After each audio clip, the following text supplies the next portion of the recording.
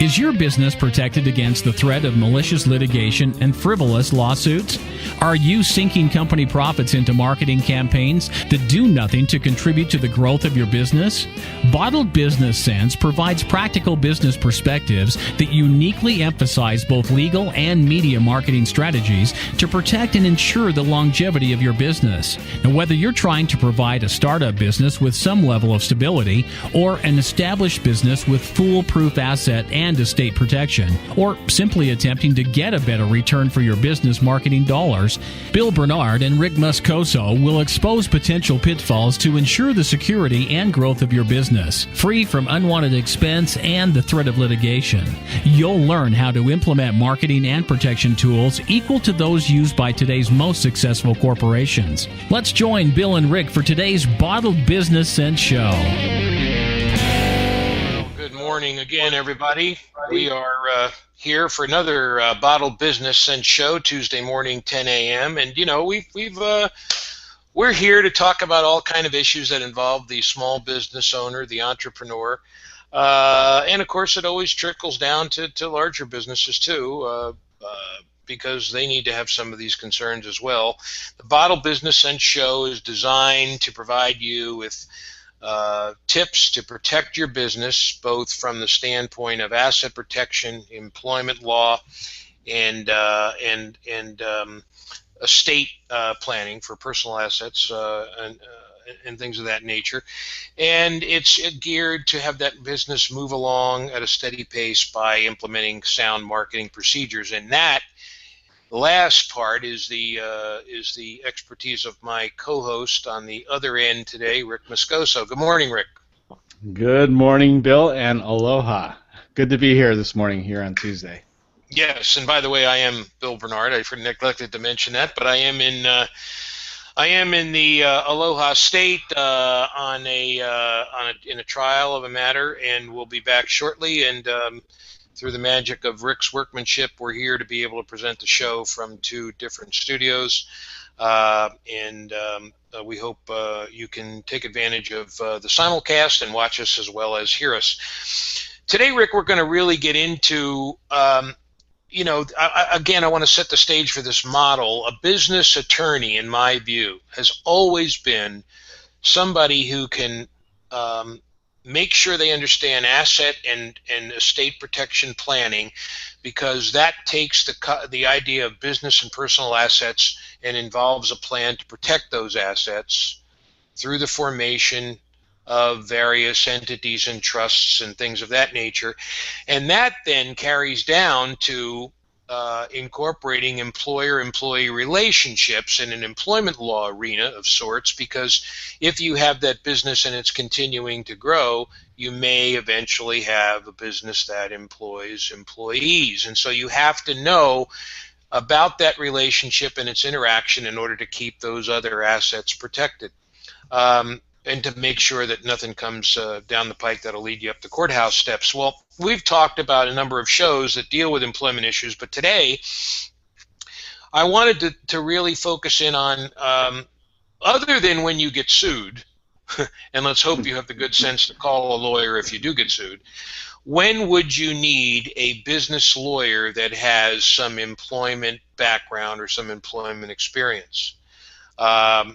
And so I thought we'd give a brief overview of when you need to call a person like that, because after all, in the workplace, you can do certain things yourself. You don't need a lawyer to set up your next appointment or to make sure you have the hours that your assistant is going to come in and work for you, or to tell your assistant what the time card procedures are going to be, right, Rick? There are business aspects you handle on your own. Yeah, you're right. There are some common sense things, but I always wondered too. Early on in business, when is the appropriate time for me to engage with somebody like yourself? And I know you've got a lot of really good topics here on when to do that. Well, let's talk about the premier one, which is where you already.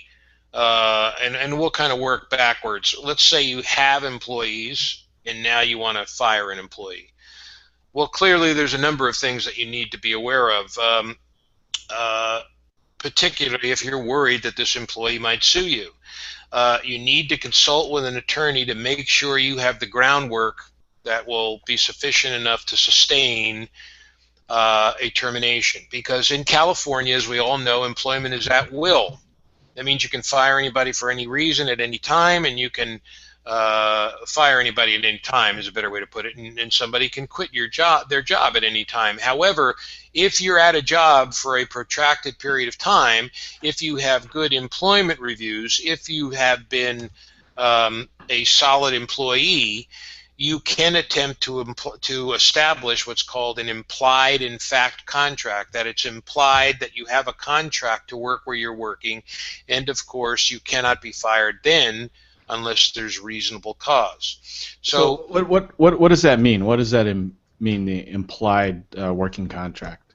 That means that you have been there for an extended period of time, that you've established a good working relationship and background, that you've contributed to the company, and that you have good performance reviews, and now it's implied, not expressed, but it's implied that because of this long tenure, you can only be fired for good cause rather than at will.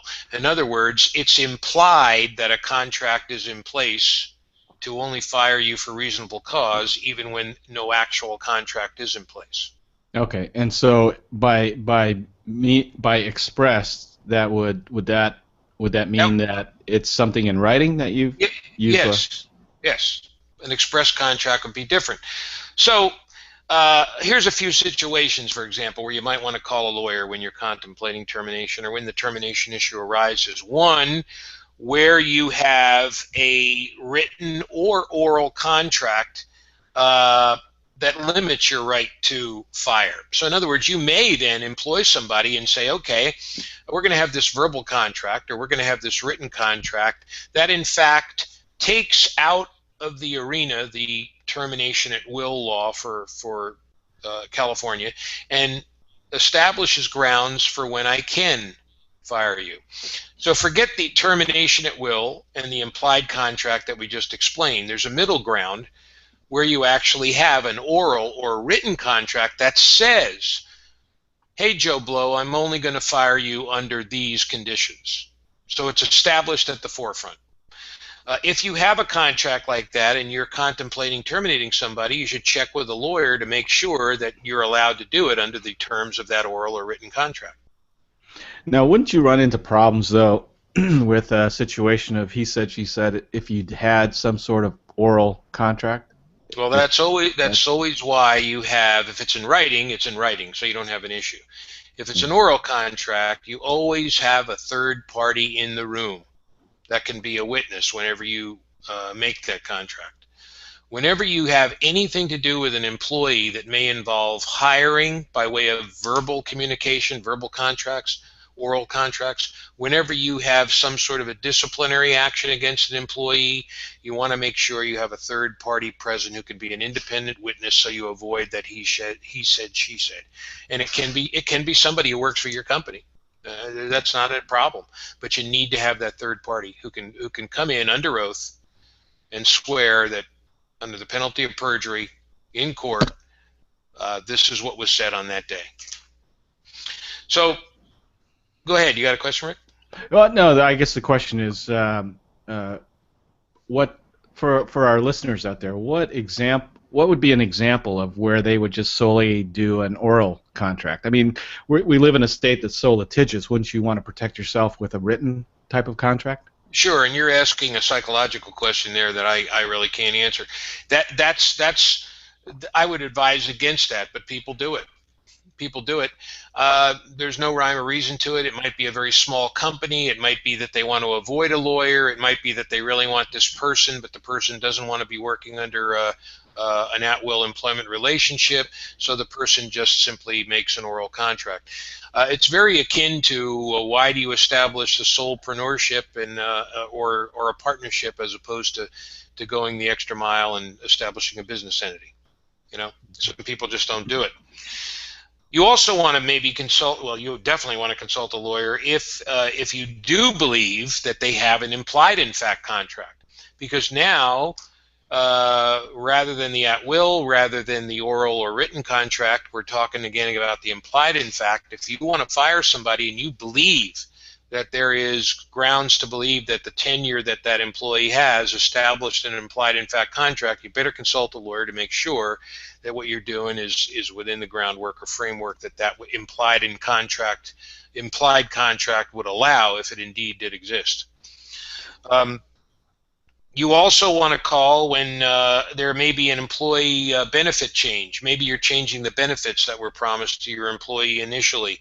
Maybe that employee has stock options. Maybe there's a retirement plan that you need to change. A lot of these now don't necessarily have to do with termination of employee, but rather the running of the business. So you see now, Rick, here's how the business aspect of your business runs over into employment law, because now it's a business transaction that affects an employee, and that in turn affects the employer-employee relationship, right? So in that situation, then you mentioned a period of time. What would constitute a period of time where they would fall into that situation? Well, now you're going back to the implied in fact contract that we just spoke about. Yeah. Okay. There is no set period of time. It has to be whatever's deemed to be reasonable. If it depends upon how much the employer relies upon you, it depends upon the involvement you have with the company, how long you've been there. It may be that 2 years would be sufficient based on your employee reviews. It may be that 5 years would be sufficient. It's going to have to be a reasonable time under the circumstances for which you were hired. It's certainly not going to be 1 or 2 or 3 or 4 or 5 months, probably not even 6 months. It's going to have to be, I would say, at least, the 2 to 5 year range. And then beyond that, of course, you have a more solid ground upon which to establish an implied in fact contract. Okay. Another reason you'd want to call a lawyer, obviously, Rick, is if an employee has filed a complaint with a governmental agency. And you remember we talked about the Equal Employment Opportunity Commission and the Department of Fair Employment and Housing in another show. If the employee has filed a claim against the business for discrimination or harassment, you'd want to call a lawyer. And you'd want to call a lawyer if firing the employee would dramatically change your workplace demographics. Let's say that there is this employee is 1 in 1,000. Maybe he or she has a specific expertise that would dramatically change the way your business would operate. You're going to want to take that into consideration. Maybe consult with a lawyer and say, hey, this may cause a domino effect. How do you think I should proceed? You think maybe I should put this employee on a probation? You think maybe I should say, okay, here's what we're concerned about. We're going to put you on probation, see how you do after another 90 days or 120 days or whatever it might be. So there's all kinds of things in the mix there that you need to be concerned about when firing an employee would dramatically change your demographics. Maybe the employee has said to you something like, I'm in a protected class. I'm of a certain religion. I have a disability, or I'm now pregnant. You have to be aware of an employee who announces that they are in a particular religion. Why? Maybe that religion requires special accommodations for them, a prayer at a certain time during the day that they need to be relieved of their work duties. The disability of an individual under the Americans with Disabilities Act might require an accommodation. A pregnancy might require pregnancy leave. These are the types of things that if an employee makes these known to you, you need to call a lawyer. You need to speak to your lawyer. Now, a good lawyer will, at the forefront, assuming you contact him, give you a comprehensive employee handbook which will explain a lot of these issues. May not cover them all, but it will explain a lot of them. And so you may, on some of these issues, Rick, not even have to consult with your lawyer unless it gets out of hand. You may just have to go to your employee handbook and say, here's what my lawyer did for me, here's what my obligations are, here's what your rights are, Mr. and Mrs. Employee. Simple as that. Yeah. Yeah, I mean, it sounds like it's obvious that an employer, when they first set up this business, and it's going to be a sizable type of business, that from the get-go they should be consulting with somebody like yourself who's an expert in employment law. Yes, they really should. You know, and these are the things you forget when you start having employees, because you're running your business, you're practicing your profession, you're dealing with your marketing guru.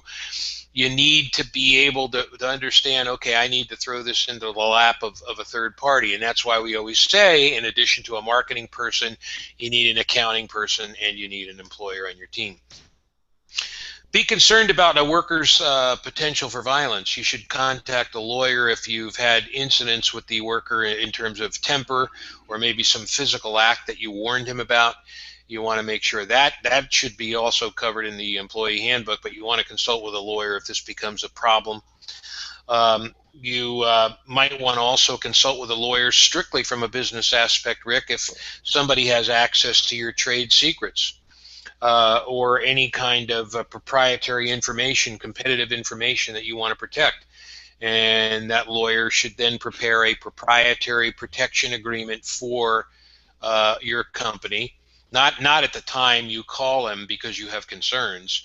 You should be calling him at the forefront to make sure you have this agreement in place for an employee to sign if when he's hired, he or she is hired, if you have those kinds of concerns. So again, we have the overlapping here of a business attorney with an employment attorney, which is why I say many a times a good business lawyer will have asset estate background with employee-employer relationship background, or employment law, if you prefer to call it that. You need to combine those things, and I think, to be a good business lawyer. And again, we're focusing on the entrepreneur here, Rick, the small business owner, right? If you're if you have a big corporation, you may need a corporate attorney. Now, that corporate attorney is versed in many business areas, but probably not estate planning, probably not employer-employee relationships. Rather, they're going to be more versed in securities law or in the formation of large companies. So that's why I say the business lawyer that I envision and that I try to protect is more geared toward the small business owner who starts to grow maybe and gets between 10, 15, maybe even 20, 25 employees. Yeah, it sounds like if the employer has done their due diligence in setting up their entity and setting up their business, then having somebody like yourself can foresee some of the potential problems down the road that could happen, and put yourself in a position where you are well protected in case that occasion does arise. Mm-hmm. And what if you have an employee who tells you, by the way, I've just hired a lawyer? Well, that sends up a red flag, right? You know something's going on in the workplace. You better be aware of what's going on in your workplace. You better either have a manager in place or be able to take over the managing duties yourself, to the extent that you know what that employer-employee relationship is at all times. So you need to be aware of this stuff. So all of those potential termination issues are issues that you should be aware of, and you should be on the phone contacting your business attorney about. Well, before we go on, Rick, I wanted to mention our sponsor on today's show, and that's Mr. Rick Riegel, R-I-E-G-L-E, of Edward Jones. You know, Rick has been a investment advisor for quite some time, and he has just the tremendous awareness, I think is the best way to say it, to make sure that you are, as an investment individual, you are aware of estate and asset issues that you need to have fulfilled, especially if you have a small business or if you have a large estate. And he makes that a part, he incorporates that as part of his plan when you go to him to invest your money. So if you have any investment concerns, if you want to see the big picture, please go see my friend Rick Regal at Edward Jones. And Rick, you have Rick's contact information, right? I do. Rick is located at 30110 Crown Valley Parkway, Suite 104 in Laguna Niguel, California, 92677. You can reach out to him at 949-249-8248 or by email at rick.regal, R-I-E-G-L-E, at edwardjones.com. That's Rick Regal at Edward Jones. Thank you very much, Rick. And I know that Rick would be pleased to hear from any of you who might have any kind of investment concerns whatsoever. He'll make that business grow as well by making you money on your investments. Anyway, let's get back to the show. Interestingly enough, Rick, we talked about this a week ago, so I'm not going to be targeting this too much. But employee classifications are important. You need to know whether an employee is exempt or not exempt. We talked about that previously. So if you want to determine whether an employee should be put on salary or on hourly wage, call your attorney. Please call your business attorney. And by the way, that should be addressed in your employee handbook. Other decisions that you might want to contact your lawyer about would certainly be what if you're planning to make a change in the workplace that's now going to affect a large group of employees? Maybe a different workers' compensation plan. I think we talked before, maybe a different employee benefit plan. Maybe the new Affordable Care Act and health insurance issues are going to come into play in your company. You're going to want to have somebody come in and speak to those people about that. So contact your business attorney when it involves employee classification issues or employment changes in the employer-employee environment at your place of business. And obviously, as we spoke about before, the goal here is to keep you out of court. But if you do go to court and you have a lawsuit pending, you're absolutely living in a dream world if you don't contact an attorney and you try to go it on your own. You really are, and I would urge you not to do that. Well, I want to kind of, the last part of the show, Rick, I want to talk about some pure business aspects about when you'd want to call your business lawyer. Again, the overlapping between employment and business is so prevalent here.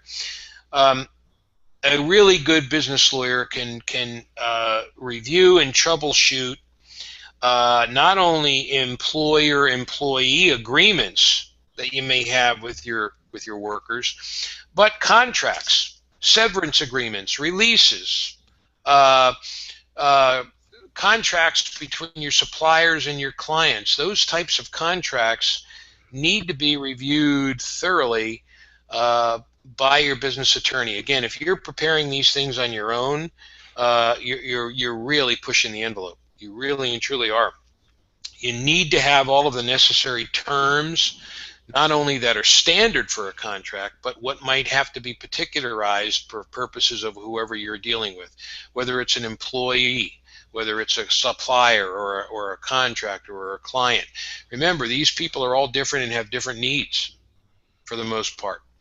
And going back to the employee, you may have one employee where you want to put him on a special contract that lays out the grounds for him being fired that may differ from this particular lady over here that you have working for you. So you have to call a lawyer to make sure that these things are written appropriately and to make sure. One of the things that I see too, Bill, is we're speaking from the perspective of an entrepreneur. Is that quite frequently they interact with vendors, suppliers. Right. Could be just very small, insignificant things, and a lot of times one of the last things they think about is some sort of vendor agreement with them. To me, it just seems like it's almost forgotten about or not even considered as heavily as an employee-employer type of contract. All right, what if you've got an employee that you put in charge of making, having certain business transaction take place in your place of business? You want to make sure you have the employee in place that doesn't make representations that might go against or contradict whatever the terms of whatever contract there may be that needs to be signed between you and the supplier or client or contractor. You need to be aware of those issues. You need to make sure that this employee is reliable and can handle these kinds of duties, and you need to, if necessary, contact an attorney should there be any discrepancy there. You need to know what your rights are. What are the rights of an employer if he's got a contract that's signed, but an employee has made a representation that's different from what's in the contract? It's an issue right there that becomes a point of contention. And you have to make sure that that employee understands what his obligations might be, and that it may require the preparation of a waiver and a release to make sure that this employee, if sued, can come back against the company, and to make sure that you make the employee aware that whatever is said or done outside the four corners of this contract is going to be on his shoulders. Now, that's not going to stop the third party from suing both you and the employee, but it will allow the basis for a cross complaint if necessary against the employee or something of that nature. And again, we're trying to keep you out of the courthouse steps, but to get these things soundly in place at the forefront makes it a lot easier should you ever have to go into court. And that again leads me back to the final thing I want to bring up, Rick, and that is an employee handbook. Man, are they critical. They are critical. Good employee handbook will be particularized to the business in question. It will be anywhere between 30 and 40, maybe even 50 pages long. It will cover all of the particular state requirements and federal requirements that an employee needs to know. An employee signs that at the forefront when he or she is hired, and recognizes that they have the responsibility of knowing everything that's in there. So, recapping, employee handbooks, contracts and agreements, employee classification issues, when you're considering the termination of an employee, when you're already being sued. You can see how litigation, pure business contracting, employment issues relating to an employer-employee relationship all overlap and all also come into play when you should have, in addition to all those overlapping issues, you should have in play a business entity that's formed that helps protect you should any of these things blow up in your face. So this is a perfect show that emphasizes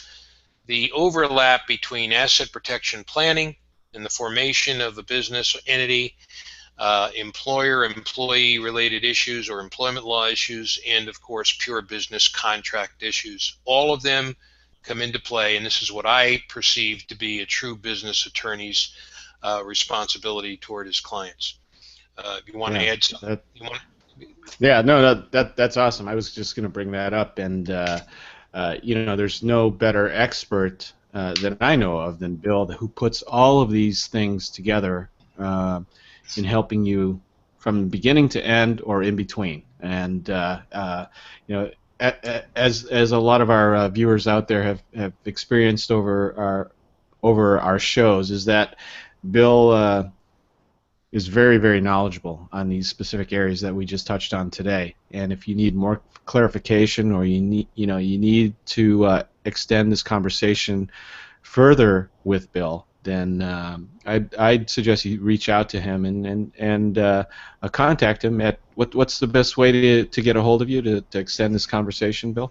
Well, to take a look at my new website, which of course Rick has just reinvented for me, you'll go to www.wfblegalconsulting.com. That's wfblegalconsulting.com.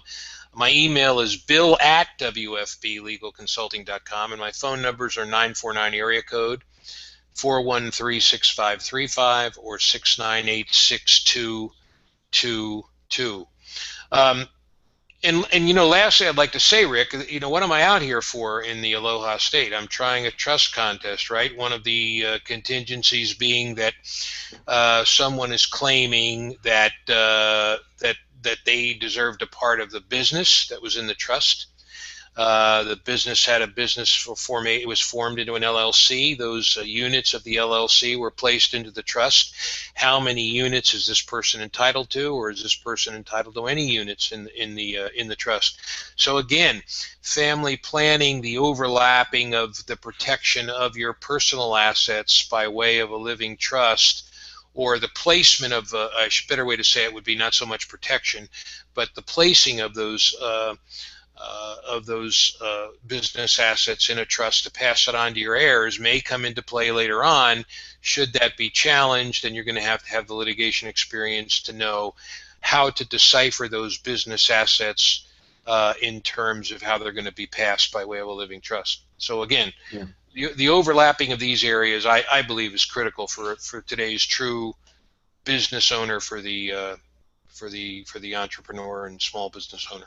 So yeah, that's awesome. This is a great show, Bill. I mean, anybody who's an employer out there and needs legal counsel in regards to employees or other situations that may arise or have arisen, then please contact Bill. Or if you know somebody that may be in this particular situation, forward the link to this show on to them, and share this valuable information, because it's amazing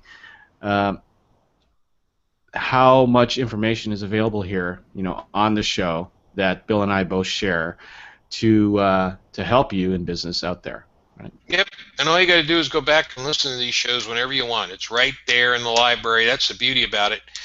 You've got it right there, and you can listen to it and refresh your recollection whenever you want. So to leave you guys today on this show, remember, when you're considering termination of an employee, when you have issues regarding employee classification, for all of your general business contracts that you deal with in your business, and for the employee handbook that you should have at the forefront of your business, you should be contacting a lawyer. And when you take all of those things into consideration, you're probably contacting this lawyer and making them a part of your team, as we've always said from the beginning, at the inception, with the handbook and the contracts, all the way down the line with regard to any employee problems that you may run into in the future, and any new business deals that may come up. So having said that, I hope everybody's enjoyed the show. I hope everybody will have a prosperous business week. We'll look forward to seeing you next week on the Bottled Business Sense show. And to my co-host Rick on the other side, I'll be back shortly, and we'll look forward to making sure that all of our viewers and listeners are protected and prosperous in their everyday business world. Right? That's awesome. Yeah, absolutely, Bill. Well, aloha to you, Bill, and we'll see you back on the mainland here shortly. Viewers and listeners out there, be sure to tune in to our next episode on Tuesday mornings at 10 a.m. here on the BottledBusinessSenseShow.com or on Blog Talk Radio. Great. Take care, everybody. We'll see you soon. All right. Take care.